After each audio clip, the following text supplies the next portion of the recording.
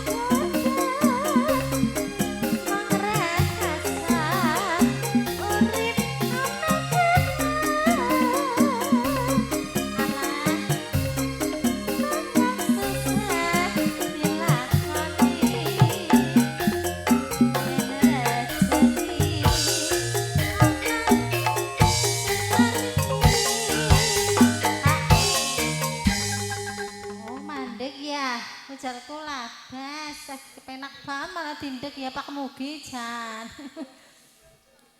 Kelang-kelang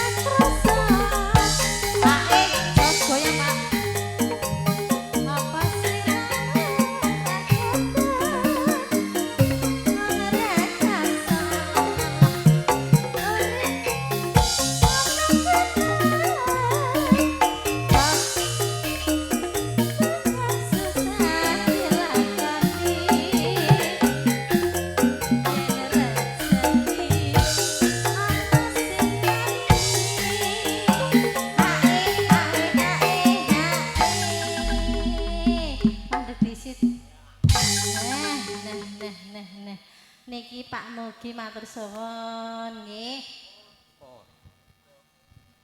Randa kempling. Ora rapuna ora papan wanu arbane.